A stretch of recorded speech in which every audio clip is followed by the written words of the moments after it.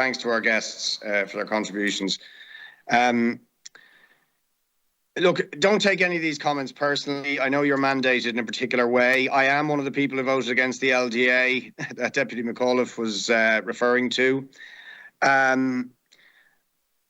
I am concerned, very concerned, frankly, at the announcement today and at the particular elements of your opening introduction. In that, you refer repeatedly to cost rental and affordable housing on public land. Now, there's no reference to social housing other than your previous work with AHBs.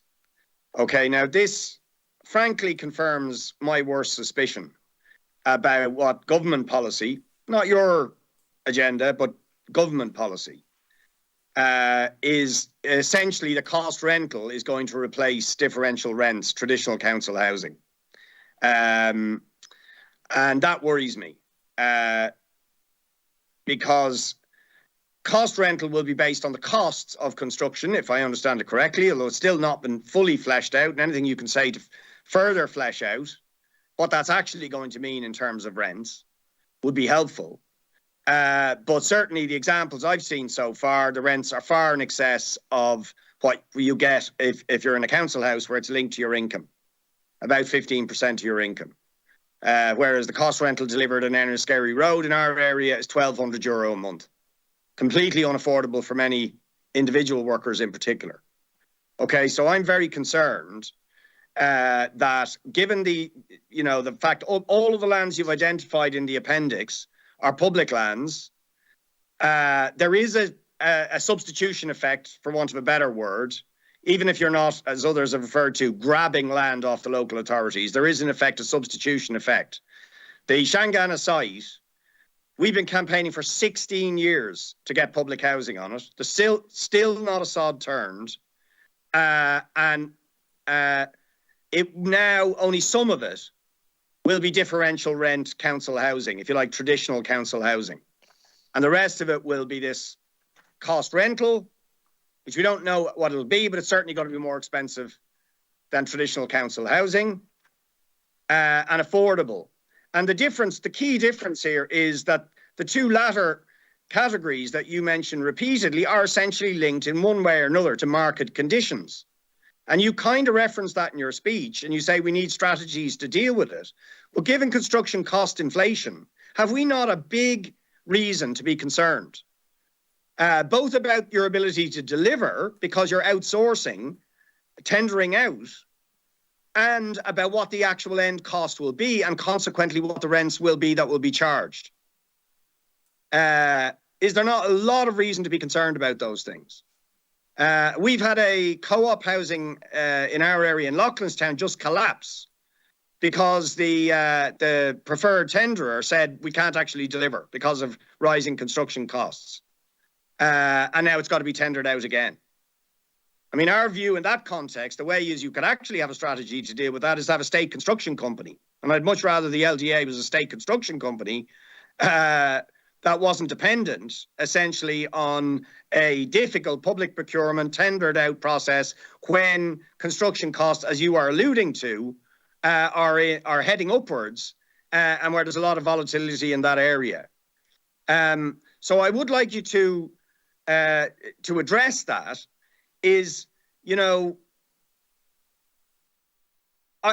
isn't the fact that what we're looking at is a mandate to take very, very large swathes of public land, and where previously we would have delivered differential rent, traditional council housing, we're now going to have a regime where of so-called affordability, but actually much higher than traditional council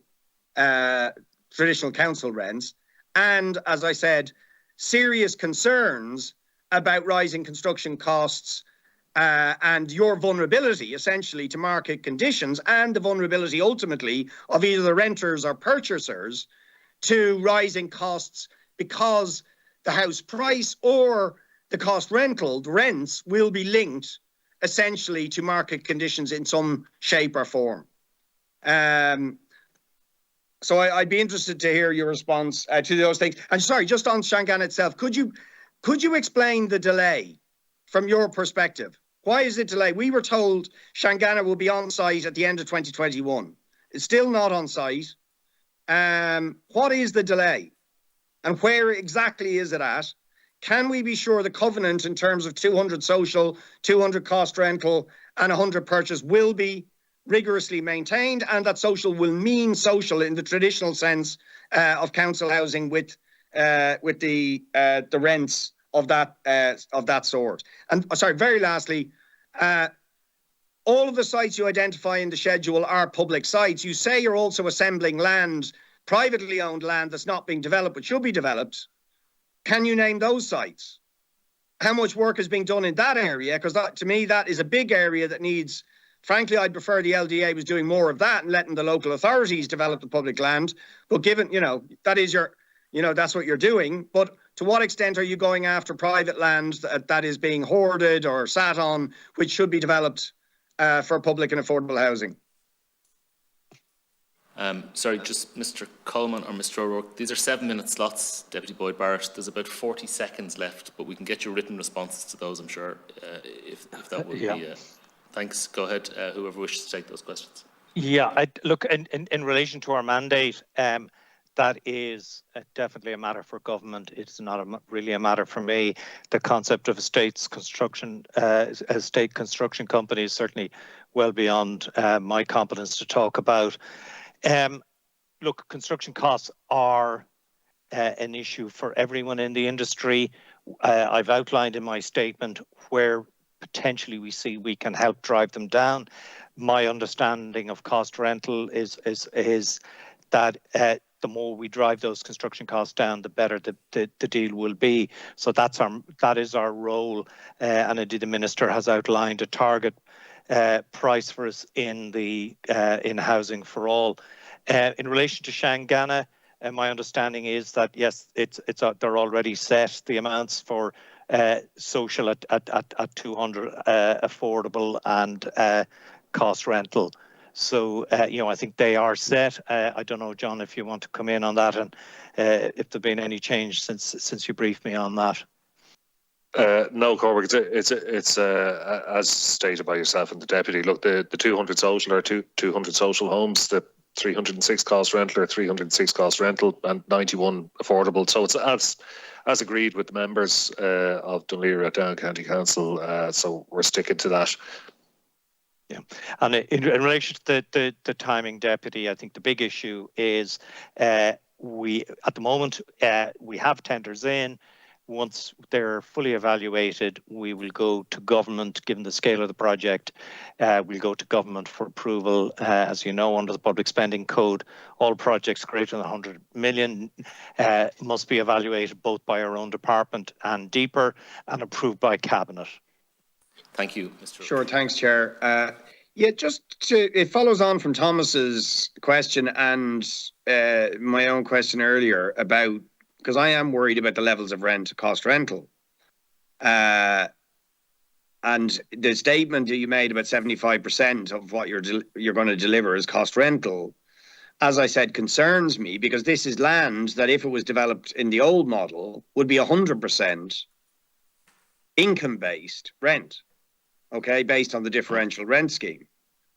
So now this is not for you, this is government policy, but there's a substitution effect where land that used to be available to everybody on a differential rent basis will now be more expensive, and it'll be cost rental. But what will that cost rental rent look like? Now, again, you're saying the government will decide that, and you'll do your best to make it as affordable as possible, and how cheap you can make it will depend on government support and so on. So I'm not quite clear what that actually adds up to. So to be concrete about it, can you at this stage tell us what the cost rental rents will be in Shanganagh, the first site on your list, and the one that's closest to starting? Although it's still not clear to me precisely when it's going to start. If you could tell us precisely when it's going to start, and precisely why are there still delays on the original time, commencement. That was, as I understood it, was supposed to begin in 2021. So, but can you tell us, even at this stage, what the rents will be in Shanganagh in the cost rental? And can you tell us anything about what the prices of the affordable purchase will be on Shanganagh? Because our concern, as you are well aware, is that given that they're linked to local market conditions, and Dún Laoghaire Rathdown now has the highest house prices in the entire country at 590,000, even a 30 or 40% reduction on that would still be completely unaffordable for people. So is there anything you can tell us to give us comfort that cost rental isn't going to be a very, very considerable markup on what we would have got if we just had to build social housing there, and that the affordable housing will actually be affordable? I think, Deputy, as I said to you earlier, we can't tell you what the cost rental will be. The tenders are still being evaluated, and they still have to go through approval with government. So no, we can't tell you. And I've been in or around engineering construction most of my life. Until somebody agrees to build something for a price, you have no guarantee on what that price is. As to the mix between differential rent and cost rental, as I said, that is primarily a matter of policy for government. But I would agree with you, at 490,000 for the average price in Dún Laoghaire, that is not affordable to any of the cohort. It doesn't matter what magic we bring to bear on it. It's not going to result in an affordable rent. 590, Cormac, sorry to tell you, 590 is the average house price. Yeah. It's just shocking. I know you're from the area, so you know. Yeah, that's exactly. Yeah. No, I know. Well, Chair, if I can just a brief supplementary. I mean, and I do understand you're bound by your mandate and so on, but your answer is very revealing and frankly alarming, and I don't blame you for that. But it really is. It's quite alarming. We've got the biggest and the only large development site planned. It's the first one on your list. We've been fighting for 15 years to get public housing on it, and we don't know, and I still haven't got an answer when it's starting, what the affordable rents will be and what the prices will be. That is, I mean, and I don't blame you, I genuinely don't blame you, but I blame the government, and that is worrying. It's not a great start. Chair, can I just clarify Mr. O'Rourke's answer? He said he couldn't give the information until we knew the cost of the cost rental apartments. It would be preposterous to suggest that you could give an indication in advance of the cost being known. But Paul, that's my point. And sorry, members. I'll ask you to go through the chair. Mr. O'Rourke has answered the question. Deputy McAuliffe has raised a point. I'll let Deputy McAuliffe come in if he wishes to ask a question. And but Deputy Boyd Barrett, you've about 2 minutes left on your slot. That's and fine. Then I can bring in Deputy. Well, I would just say that, and maybe Cormac or John will comment on this, but this really is the truth about cost rental. We can't control the rents in the cost rental on public land. We can't control them. And you're, because it's linked to the cost of construction, and you don't know what the cost of construction is going to be because you're dependent on the market to dictate that. And that's a fundamental break from social housing where you could tell. We can tell what the rent in social housing will be, regardless of market conditions. We could say the rent will be 15% of your income, whatever your income is. And now we're unrolling 75% of public land under your remit, where we will not be able to tell, unless there's anything you can add to this. What you seem to be saying is you will not be able to tell us what the rents will be, and that the market will dictate it. That is worrying.